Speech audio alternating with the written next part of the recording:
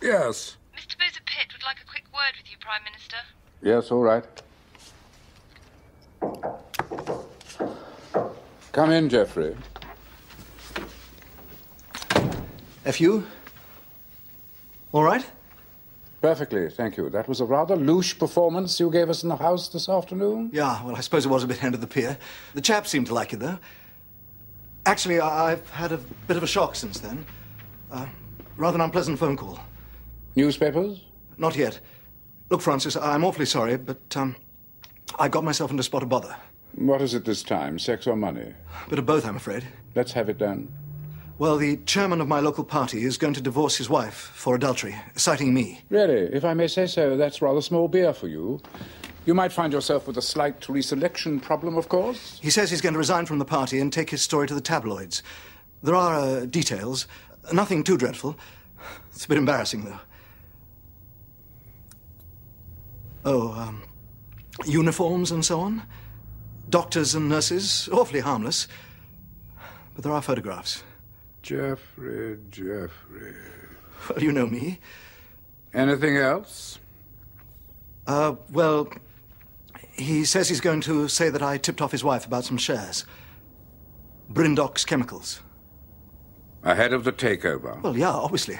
Otherwise there wouldn't be much point in buying them, would there? You think he'd be grateful, wouldn't you? Francis? I want you to write me a letter of resignation setting out the circumstances in full, and I want it here on my desk within the hour. Right. I thought you might possibly... Right. Please, Francis, couldn't you just... No, of course, you're right. I see that.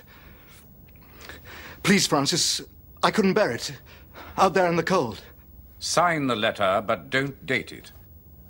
What's this wretched man's name? Tennant. Richard Porthouse Tennant. Francis, I need hardly say Sit down and shut up. Get me a Richard Tennant, local chairman, Hampshire Southeast. Francis? You really are utterly contemptible, aren't you? Well, I wouldn't actually go that far. No background, no bottom, absolutely no informing principle but the will to survive, just a plump little bag of squirming appetites. Francis, I do think that's a wee bit harsh. Shut up.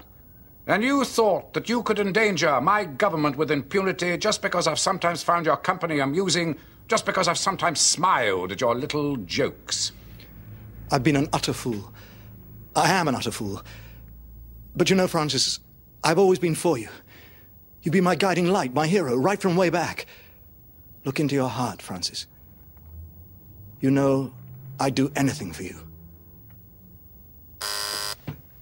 Yes. Mr. Tennant, sir. Good. Put him on. Mr. Tennant, Francis Urquhart. Sorry to spring this on you, but I wanted a confidential word. You know already, perhaps, that you've been put up for an honor for your public and political services. No? Well, now, look here. I think you deserve something a little better. A knighthood, in fact. Yes. Well, special people don't always realize quite how special they are. There's a waiting list, of course, about 18 months, and all this must remain utterly confidential till then. You do understand that? Good. But I shall be inviting you and Lady Tennant to Downing Street to dinner very soon. Yes. Now, one last thing. I'm sorry to have to ask you this, but as this will be carrying my personal recommendation, the scrutiny committee isn't likely to come across anything embarrassing in any way. Sadly, we've had one or two cases where honors have had to be withdrawn. Sign of the times, I'm afraid.